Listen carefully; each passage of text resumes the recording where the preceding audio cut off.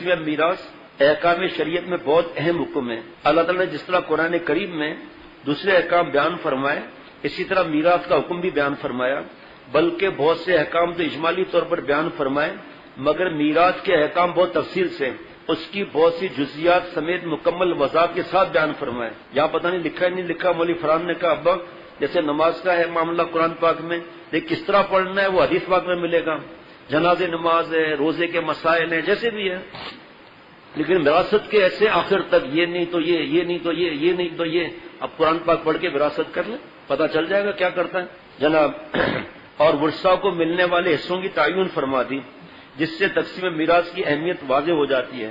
اور شمائل کبریٰ جلد نمبر 5 صفحہ 506 پر لکھا ہے کہ ایک روایت نقل کی گئی ہے کہ حضرت ابو امامہ رضی اللہ عنہ سے روایت ہے کہ آپ صلی اللہ علیہ وسلم نے فرمایا 6 چیزوں کی تم ضمانت لو، میں تمہاری جنت کا ضامن بن جاؤں گا۔ لوگوں نے کیا ہے عرض کیا وہ کیا ہے، تو آپ صلی اللہ علیہ وسلم فرمایا ان میں سے ایک یہ ہے کہ میراث کی تقسیم پر ناانصافی مت کرو، اپنی طرف سے انصاف کرو۔ پھر یتیموں کا آگے الگ ہے معاملہ، کیونکہ گھڑی دیکھ رہا ہوں یتیموں کا الگ معاملہ ہے۔ تو مذکورہ حدیث میں وراثت کو انصاف کے ساتھ تقسیم کرنے پر جنت کی ضمانت کا ذکر ہے، جبکہ ہمارے معاشرے میں وراثت کی تقسیم کے سلسلے میں ظلم اور ناانصافی کا بازار گرم ہے، اور جو لوگ میراث کے مال پر قابض ہو جاتے ہیں حقداروں تک، جن میں بعض اوقات یتیم بچے بھی ہوتے ہیں، ان کا حق نہیں پہنچاتے۔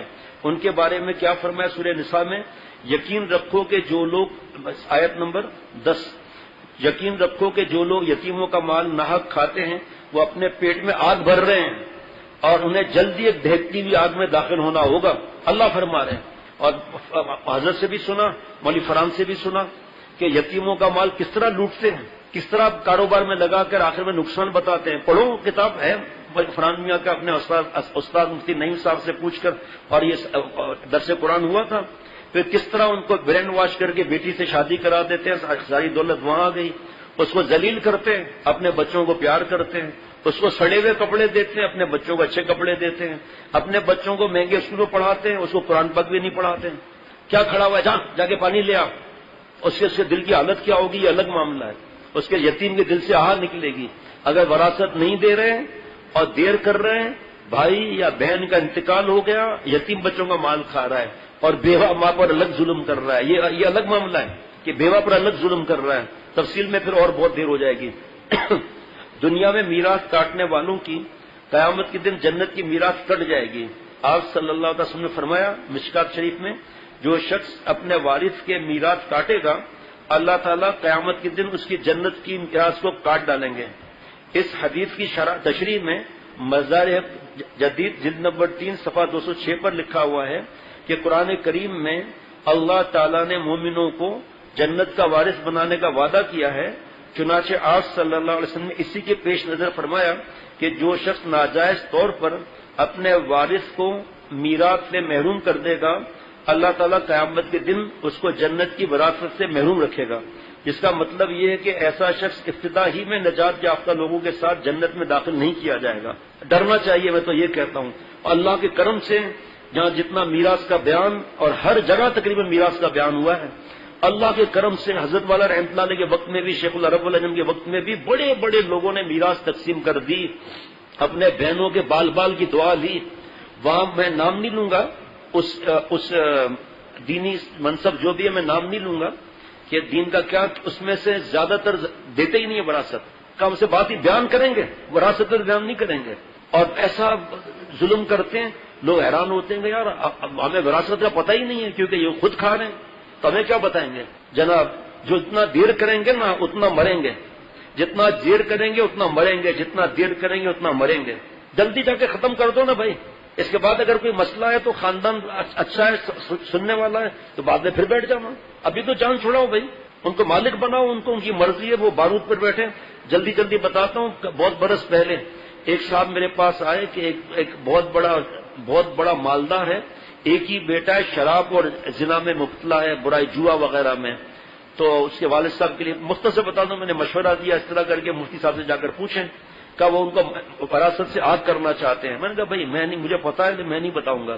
وہ گئے، انہوں نے کہا آپ وارث کو جو ہے آگ نہیں کر سکتے آپ، ہاں آپ اپنی زندگی میں ہمیں تفصیل لکھ کر دو، اپنے بیٹے کو اپنے بیٹیوں کو اور ان کو آپ ہدیہ کر دو، لیکن اس کو محروم نہیں کر سکتے، آپ کم کر سکتے ہیں۔ بہرحال میں مسئلہ نہیں بتا رہا، میں دوسری بات بتا رہا ہوں۔ اس مالدار نے فیکٹری پلاٹ بیچنے لگے، آخر میں انتقال ہو گیا، بہت بڑی جائیداد رہ گئی۔ وراثت میں پتا چلا کہ اس وقت کہ ان کے بیٹے کو لاکھوں روپے ملیں گے، لاکھوں روپے۔ دارالعلوم کورنگی کی بات بتا رہا ہوں، یہ سارے رشتہ دار وہاں گئے اور جا کر بات کی کہ حضرت یہ یتیم بچے ہیں، ہم لوگوں کے بارے میں آپ پوچھ لیں ہمارے علاقے کے علماء سے، انشاءاللہ ایک پیسہ ادھر ادھر نہیں ہوگا، لیکن یہ شراب اور بڑے بڑے گناہوں میں مبتلا ہیں، تو ہم نے یہ فیصلہ کیا ہے کہ اس کے بیٹے کا حصہ ہم اپنے پاس رکھیں گے، امانت استعمال بھی نہیں کریں گے کاروبار وغیرہ میں۔ جب یہ سب کچھ چھوڑ دے گا تو پھر ہم دے دیں گے اس کو۔ فرمایا جاؤ جا کے پیسے پورے دو اس کو، آپ نے کون سا ٹھیکہ لیا ہوا ہے؟ وہ مالک ویسے بھی فرض کرے اس کے پاس 1 کروڑ ہے، اس کی مرضی کیا کر رہا ہے؟ اب یہ مالک آپ نہیں ہے کہ آپ اس کا مال رکھیں۔ آج ہم کہتے ہیں کہ ایسا ہو گیا ویسا ہو گیا، اس کی عمر یہ ہو گئی، اس کی عمر یہ ہو گئی، جو ہے مفتی صاحب سے پوچھ کے لائن لگاؤ آگے، پھر دوبارہ بتاؤ کہ حضرت ہماری یہ سمجھ میں نہیں آ رہا، تو کیا وہ وارث جو ہے وہ ظلم کرے گا ہم پر؟ پیسے نہیں دے گا ہمیں؟ بس سستیاں ہیں، اپنے آپ کو نیک بھی سمجھتے ہیں ہم، اگر پتہ ہی نہیں ہم کتنا ظلم کر رہے ہیں، کتنے برس گزر جاتے ہیں۔ اگر ہم مر گئے جو آگے اس کام میں، اگر مر گئے تو پیچھے کون آگے بڑھے گا؟ کون ان بچوں کی سنے گا؟ کون ان کسی اور کی سنے گا؟ لیکن نہیں، سارے دنیا کے کام چل رہے ہیں، وہ ضروری ہے یہ ضروری نہیں ہے، یہ ہو گیا وہ ہو گیا، بہانے تو ہزار ہیں، لیکن یہ وعیدیں دیکھیں آپ جناب۔ دوسری حدیث میں ہے جو شخص زمین کا کوئی حصہ ناحق یعنی ازرائے ظلم لے گا، اسے حشر کے دن اس بات پر مجبور کیا جائے گا کہ اس زمین کی ساری مٹی اپنے سر پر اٹھائے۔ اسی طرح ایک حدیث پاک میں جو شخص کسی کی بالشت پر زمین ظلم لے گا، یہاں پتہ نہیں ہے یا نہیں کہ پیارے شیخ نے فرمایا کہ ایک ولی فران سے سنا ایک بالشت، بعد میں پتا چلا گھر کا ہمارا ایک بالشت پڑوس والے نے لے لیا، ایک بالشت پر کوئی لڑے گا؟ بتاؤ آپ ایک بالشت کیا ہوتا ہے؟ لیکن یہاں کیا ہے حدیث پاک میں، جو شخص کسی کی بالشت بر زمین میں ازرائے ظلم لے گا، اس سے اس کی قبر میں اللہ تعالیٰ اس بات پر مجبور کریں گے کہ اس زمین کو 7ویں طبقہ زمین تک کھودتا رہے، پھر زمین اس کے گلے میں توق بنا کر ڈالی جائے گی اور وہ قیامت تک اسی حال میں رہے گا، حتیٰ کہ قیامت کے دن لوگوں کا حساب کتاب ہو جائے۔ یہ وعیدیں ایسے لوگوں کے بارے میں ہیں جو دوسروں کا مال ظلمن کھاتے ہیں، اور ان کے ساتھ وہ لوگ بھی شامل ہیں جو میراث ورثہ میں تقسیم نہیں کرتے۔ لہذا ان وعیدوں کو پیش نظر رکھتے ہوئے اب ایسے بس ناک پر مکھیاں ہی اڑا دی کہ ہم تو صحیح ہیں، ہم تو صحیح کر رہے ہیں۔ پوچھو نا، پوچھتے کیوں نہیں ہو کہ ہم یہ اتنا ظلم کر رہے ہیں؟ نہیں تو ساتھ وہ لوگ بھی شامل ہیں جو میراث ورثہ میں تقسیم نہیں کرتے۔ لہذا ان وعیدوں کے پیش نظر رکھتے ہوئے ایسے لوگوں کو چاہیے کہ ورثہ کی میراث ان تک پہنچائیں اور اللہ تعالیٰ کے یہ ارشاد ہمیشہ کے لیے یاد رکھیں جو اللہ تعالیٰ نے میراث کے احکام بیان کرنے کے بعد ذکر فرمایا۔ سورہ نساء آیت نمبر 13، وہ پہلے آیت نمبر 10 تھی۔ یہ اللہ کی مقرر کی ہوئی حدود ہیں، اور جو شخص اللہ اور اس کے رسول کی اطاعت کرے گا وہ اس کو ایسے باغات میں داخل کرے گا جن کے نیچے نہریں بہتی ہوں گی۔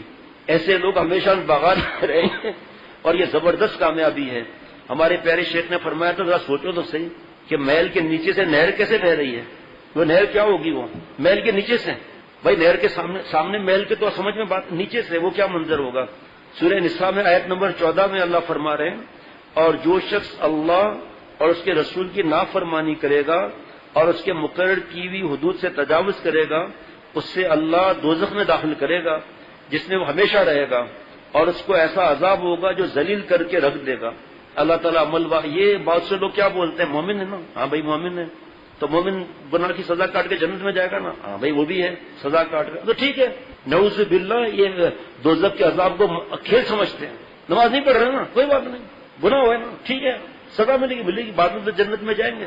مولوی فرحان اس دن واز کر رہے تھے کہ وہ جب جائیں گے تو بعد میں جنت میں، لیکن اب چھوڑو میں مسائل نہیں بیان کرتا کہ ان کے پیشانی پر کیا لکھا ہوگا، پھر اللہ کیسے معاف فرمائیں گے، وہ ان سے ہی پوچھیں بھائی۔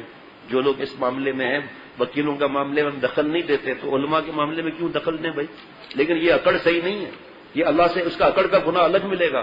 جھکنے کی بجائے معافی، بڑے بڑے سیٹھیوں کو ملاقات ہوئی، میں کسی کے عیب تلاش نہیں کرتا، ان کی رشتہ دار آ کر جن کے وارث تھے وہ آ کر کہہ رہے ہیں دعا کرو اس کا دل بدل جائے، حاجی صاحب بھی ہے، حج پر حج، عمرے پر عمرہ، لیکن وراثت نہیں دے رہا، اور سامنے والے مقروض ہیں، لوگوں سے بھیک مانگتے ہیں، یعنی قرضہ مانگتے ہیں، ان کو گالیاں دیتے ہیں، پہلا واپس کرو، اور ان بھائیوں کی وجہ سے کہ ان کے پیسے ہی نہیں دے رہے بیچاروں کے، لاکھوں روپے نکلتے نہیں، اپنا مجھے ضرورت نہیں ہے کیا کام کر رہے ہیں وہ لوگ، اس کام میں کتنی کمائی ہے، وراثت بہنوں کو تڑیاں لگاتے ہیں کہ بھائی ہم شادی کرا دیں گے بانجے بانجیوں کی، لیکن یہ ہم لوگوں کے حالات خراب ہیں، ہم نہیں کرتے اس طرح۔